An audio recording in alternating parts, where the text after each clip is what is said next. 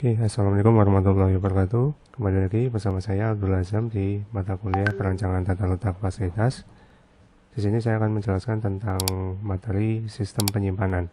Oke, tujuan dari fasilitas penyimpanan atau mungkin teman-teman sering mengenal dengan istilahnya gudang gitu ya, atau warehouse. Ini memiliki beberapa tujuan.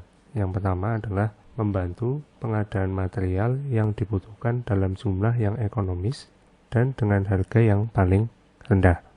Oke, jadi tidak hanya sebagai tempat penyimpanan, tetapi di sini juga digunakan untuk tadi ya, membantu pengadaan material yang dibutuhkan dalam jumlah yang ekonomis dan dengan harga yang paling rendah gitu.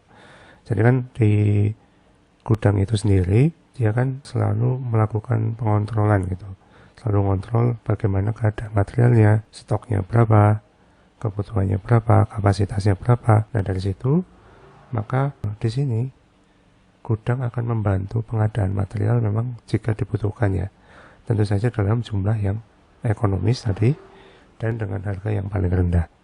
Kemudian yang kedua adalah menyelesaikan proses-proses penerimaan, distribusi, dan pengelolaan inventaris secara tepat. Dimulai dari barang itu datang, diterima, ya kemudian nanti ketika sudah diproses materialnya menjadi sebuah produk jadi, maka di sini gudang produk jadi juga akan membantu mendistribusikan ya, menyelesaikan proses distribusi dan pengelolaan inventaris secara tepat gitu kan. Jadi kalau perusahaan itu kan banyak juga inventaris yang dimiliki, yang kemudian itu harus tercatat ya, apa saja misalkan mesin-mesin yang dipunya, alat-alat yang dimiliki. Gudang ini juga berfungsi seperti itu, jadi mengelola inventaris ya secara tepat. Jadi inventaris yang harus diganti apa, yang kemudian harus dimusnahkan gimana, diganti baru apa, yang baru masuk itu seperti apa, semuanya dikelola oleh gudang. Kemudian yang ketiga adalah memelihara kondisi material yang disimpan, nah ini agar tetap dalam kondisi baik sampai material tersebut diperlukan. Jadi jangan sampai kita punya gudang, kemudian kita simpan barang-barang di gudang kita malah menjadi rusak gitu kan. Simpel, misalkan teman-teman di rumah itu ada tempat penyimpanan atau gudang ya, maka ketika kita membutuhkan barang yang ada di gudang, kita keluarkan ternyata malah rusak ya, banyak rayap atau gudangnya bocor, kemudian penyimpanan hanya menggunakan kardus sehingga kardusnya rusak, barangnya di dalam juga rusak, maka tujuan gudang ini tidak tercapai ya. Tujuannya sendiri seharusnya adalah memelihara kondisi tadi. Kalau di sini di perusahaan itu sendiri adalah material ya. Jadi ketika ada material datang belum digunakan ya, kemudian disimpan di gudang, maka ketika bagian produksi membutuhkan, dikeluarkan ya dalam kondisi yang sama ketika barang itu datang. Nah kemudian untuk klasifikasi barang sendiri ini ada macam-macam ya, ada bahan bangunan ya atau konstruksi seperti kayu, kaca, lembaran baja, pipa, aspal, semen, dan lain-lain. Kemudian yang kedua ada bahan bakar dan pelumas, ada bahan kimia, bahan peledak, dan peralatan. Nah seperti yang sudah saya sampaikan di awal bahwa ada ya dulu kasus di Tangerang terjadi ledakan di pabrik petasan, itu kan berarti ada material-material atau bahan peledak ya di situ. Memang kasusnya memang kalau dibaca di berita ya, nanti bisa dicoba dicek lagi bahwa ada pekerjaan perbaikan atap ya atau perbaikan alat gitu yang menimbulkan percikan api, sedangkan di sekitarnya ada bahan-bahan peledak. Nah ini perlu untuk bisa diantisipasi seharusnya. Kemudian juga selain itu ada peralatan ya, jadi gudang-gudang itu juga ada yang berfungsi sebagai menyimpan peralatan. Nah klasifikasi barang yang disimpan menurut kondisinya, yang pertama adalah kepekaan terhadap pengaruh luar, misalkan dari iklim, secara biologisnya, fisik, kontaminasi kimia. Jadi misalkan kayu gitu kan disimpan di gudang ya, jangan sampai dikeluarkan sudah memuai ya karena ada terkena cahaya dan seterusnya. Kemudian misalkan ikan gitu kan atau daging-daging yang atau sayur gitu kan yang perishable ya atau mudah rusak. Nah ini kan akan sangat berpengaruh dari lingkungan luar ya. Kemudian dari lama penyimpanan, jadi ada juga barang-barang ya seperti misalkan makanan kan ada kadaluarsa, maka ini termasuk klasifikasi barangnya ya. Jadi dari lama penyimpanannya, kemudian dari frekuensi pemindahan ya, apakah sering ataukah tidak terlalu sering gitu, kemudian volume stok rata-ratanya, dari harga barang, serta dari bentuk dan posisi barangnya. Nah, faktor yang perlu dipertimbangkan di dalam menentukan lokasi penyimpanan kurang lebih sama seperti kita menentukan lokasi fasilitas ya di awal. Jadi ada biaya pendirian, baik itu lokasi, konstruksi, kemudian biaya berulang seperti PBB, tenaga kerja, utilitas, pemeliharaan barang bangunan ya, ini kan berulang, biaya angkutan, penyediaan bahan-bahan kantor, peralatan, pengemasan, material penyimpanan dan seterusnya. Kemudian prinsip pergerakan minimum seperti sedapat mungkin meminimalkan pemindahan barang, kemudian mencapainya, jarak, akses transportasi. Jadi ya sebisa mungkin kita melakukan pergerakan itu minimum. Ya bisa dilihat dari jaraknya kan. Kalau misalkan memang secara frekuensi ya kita sudah belajar kemarin, kalau frekuensinya sering ya why not gitu, jaraknya aja didekatkan. Nah, ini kan juga meminimasi prinsip pergerakan minimum ya. Kemudian atau sekali angkut bisa banyak misalkan, itu kan pergerakannya minimum. Kemudian utilitasnya, ketersediaan tenaga kerja dan keluasan beroperasi, misalkan adanya kemungkinan perluasan gitu. Karena memang dari bisnisnya berkembang ya, maka gudangnya akan semakin luas, itu yang digunakan. Dan sarana dan perlengkapan tempat penyimpanan ya, ini tujuannya adalah melakukan penanganan material di gudang secara efektif dan efisien. Nah, ini terdiri dari beberapa hal. Yang pertama ada perlengkapan di dalam gudang dan ada perlengkapan di luar gudang. Nah, sarana gudang luar atau perlengkapan yang ada di luar gudang ini merupakan bagian bangunan gudang atau bersebelahan ya, untuk mempermudah material handling. Contohnya adalah daerah parkir ya, kemudian penyimpanan kontainer, dok bongkar muat, dan jembatan timbang. Ini sarana yang ada di luar. Daerah parkir ya untuk parkir, baik itu untuk kontainer-kontainer yang masuk ke dalam gudang ya, untuk melakukan bongkar muat, kemudian penyimpanan kontainer ya, ini dok bongkar muat ada sendiri, dan ada jembatan timbang. Nah, untuk penyimpanan kontainer sendiri memang berfungsi sebagai, maksudnya ketika barang itu datang ya, kemudian akan dimasukkan ke dalam gudang, maka biasanya ya akan ada antrian gitu ya untuk masuk ke dalam gudang, sehingga perlu disimpan dulu ya, ada penyimpanan kontainernya, karena tidak mungkin truk dari kontainer itu harus menunggu gitu kan. Jadi kontainernya saja yang kemudian diletakkan. Nah, ini biasanya di dekat pelabuhan itu banyak ya untuk menyimpan kontainer. Jadi dari kapal, disebut dari kapal, kemudian kapal dibongkar ya, dibongkar kontainernya, kemudian diletakkan di tempat penyimpanan sebelum kemudian diambil oleh truk, itu contohnya. Nah, ini bongkar muat. Nah, ini bongkar muat ada yang menggunakan mesin, ada yang manual yang menggunakan tenaga manusia.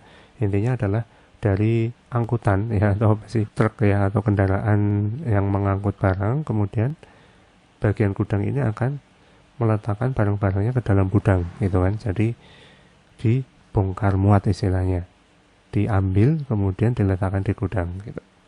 Nah, kemudian untuk jembatan timbang, ini jembatan timbang sendiri digunakan untuk mengontrol berat dari kendaraan yang melintas di jalan biasanya gitu, atau mengukur ya apakah sesuai standar yang jelas. Kalau jadi untuk jalan sendiri ya, ini biasanya ada juga di jalan. Kalau di dekat Jogja ini ada di Kulon Progo itu, jadi truk-truk kontainer itu ya harus melewati jembatan timbang ini untuk dicek ya apakah beratnya ini sesuai dengan standar si jalannya. Jadi kalau nggak sesuai standar ya tadi banyak jalan yang rusak dan seterusnya gitu kan, ya harus dikontrol.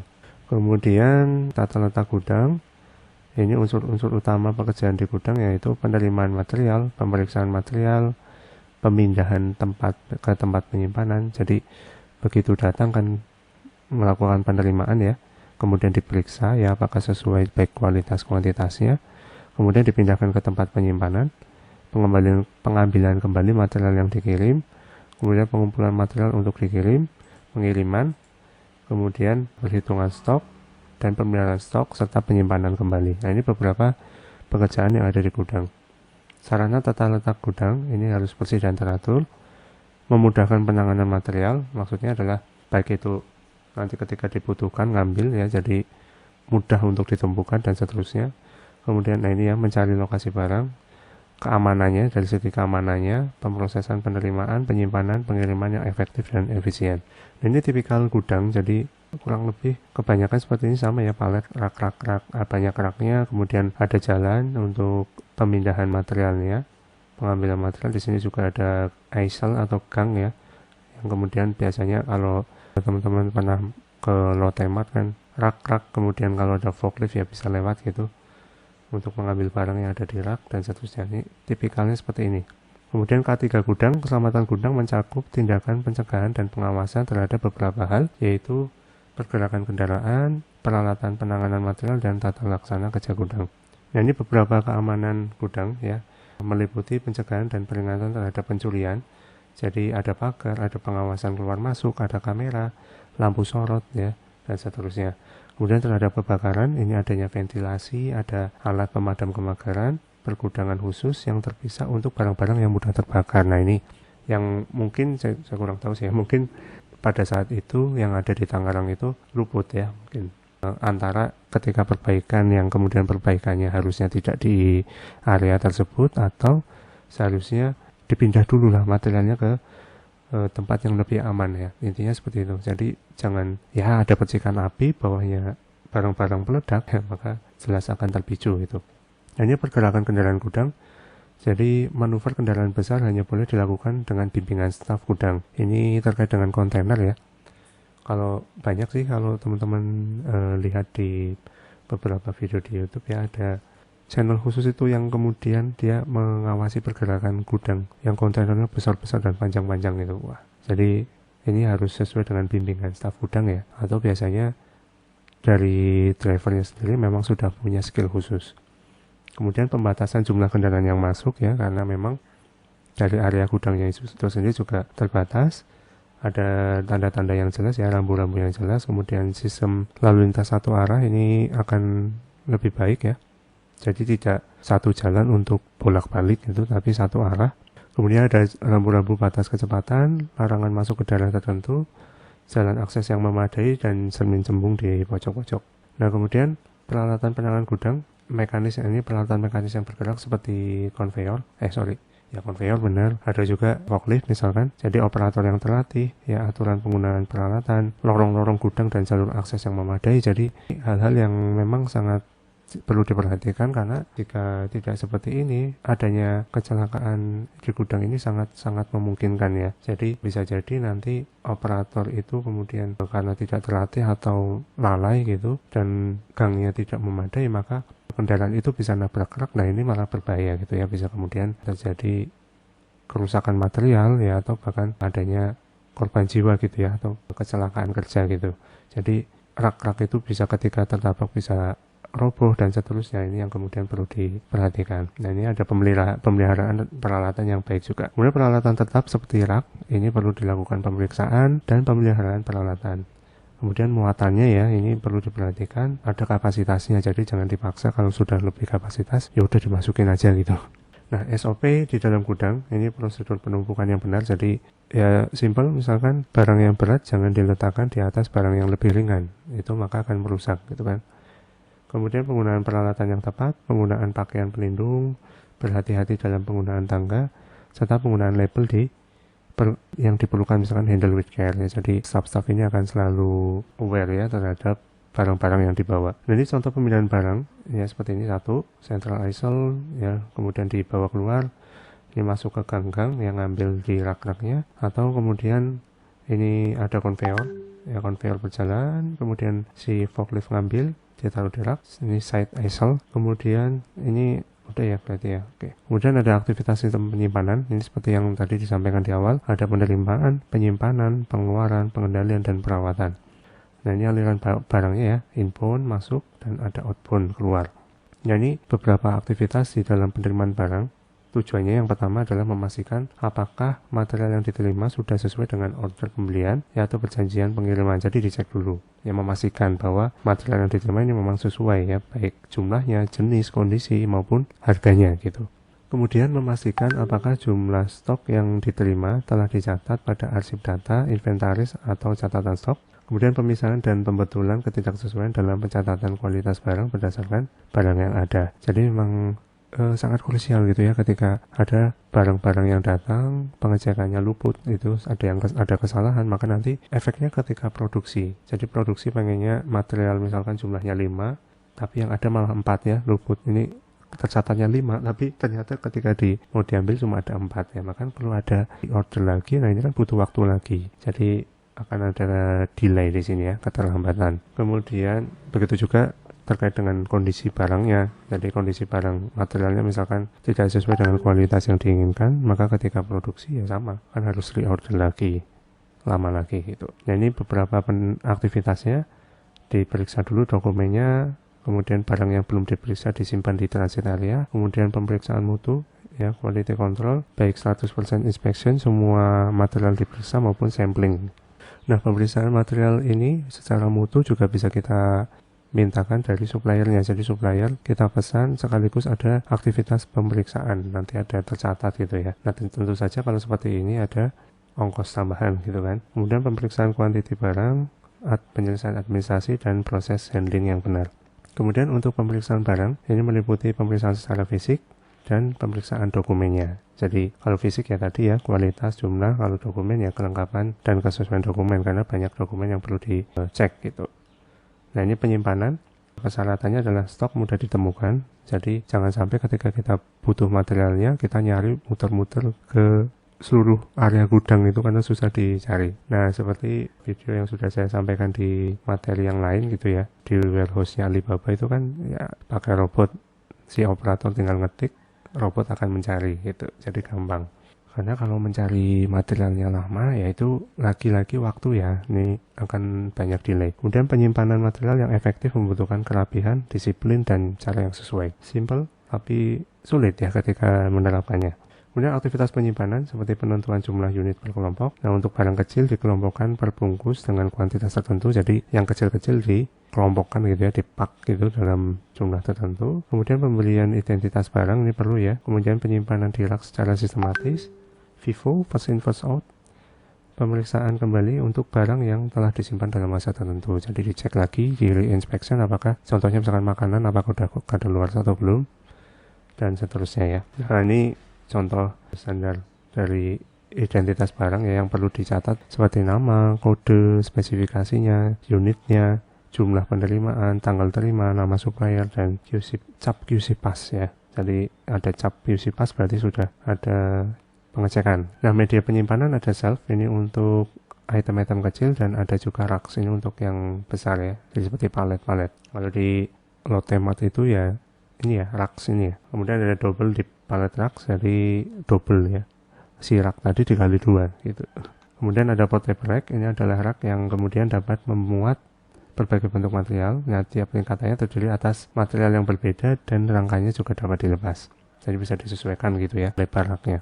Nah, ini shelf ya, contohnya untuk menyimpan barang-barang kecil ya, obat-obatan misalkan, seperti yang Alibaba kemarin, yaitu contohnya.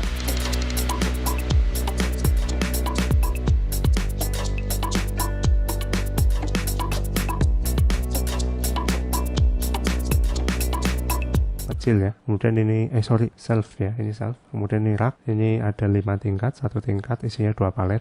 Kemudian ini double di palet rak. Kalau tadi satu tingkatnya isi 2, ini isi 4. Jadi tingkatnya sama 5, jadi isinya 20. Nah ini untuk proses penyimpanan yang lain, yaitu rencanakan penempatan barang-barang dengan frekuensi keluar masuk tinggi. Ini lokasinya mudah dijangkau. Jadi yang frekuensi si materialnya ini masuk keluarnya ini tinggi, maka ya harusnya yang mudah dijangkau ya, yang misalkan yang di depan ya, atau jangan yang di atas gitu, yang terjangkau lah. Kemudian gunakan sistem kode lokasi penyimpanan, penandaan daerah penyimpanan untuk barang-barang yang berukuran besar, dan pelajari kemungkinan mengatur ukuran batch atau lot bagi barang yang dikirim atau sistem pengemasan barang. Tadi ya, seperti misalkan yang kecil-kecil kita kemas, intinya adalah prinsip mengurangi pergerakan minimal. Jadi ketika memindahkan barang atau material itu ya tidak terlalu banyak bolak-baliknya gitu. Jadi apalagi kalau frekuensi pengambilannya memang banyak, jadi bisa pakai batch ya. Nah keamanan dan perlindungan penyebab kerusakan ini bisa iklim, bisa kuman-kuman ya, rayap, penanganan fisik dan seterusnya. Nah, ini perlu diperhatikan ya. Jadi gudang itu ya secara iklim, barang-barang yang di gudang itu tidak akan banyak terpengaruh terhadap iklim, jadi settingnya harus benar. Kemudian kuman-kuman fisik, nah ini rayap gitu ya, ini coba perlu misalkan tadi materialnya kayu, jangan sampai rayap masuk gitu. Dan penanganan fisiknya, jadi perpindahannya dan seterusnya. Pengeluaran dan pengiriman ini meliputi pengumpulan barangnya, pemindahan barang ke tempat pengemasan, kemudian dicek fisiknya, tipe, jumlah dan kondisi, perlindungan dan pengemasan, kemudian pemuatan barang untuk diangkut ke tempat tujuan. Nah, ini SOP-nya sama, ada otorisasi ini sama. Jadi ada dokumen-dokumen yang harus kemudian dilengkapi ya, supaya jelas bahwa oh ini udah dicek gitu, maka perlu ada otorisasi. Kemudian pemeriksaan dokumen, permintaan barang, tanda tangan sesuai otorisasi, dan data-data lengkap. Oke, itu untuk materi terkait dengan sistem penyimpanan ya, atau gudang. Jadi pada intinya ya memang gudang itu sekali lagi aktivitasnya banyak ya, bukan hanya menyimpan saja tapi ngontrol atau mengendalikan si material yang ada di dalamnya gitu. Jadi jangan sampai rusak pertama, stoknya juga harus sesuai, kemudian terkait dengan biaya penyimpanan juga sesuai, jadi banyak. Nah, tanggung jawabnya juga besar gitu kan. Jangan sampai material yang dibutuhkan ketika produksi malah tidak sesuai dengan kebutuhannya. Begitu dari saya, kurang lebihnya mohon maaf, semoga bermanfaat. Assalamualaikum warahmatullahi wabarakatuh.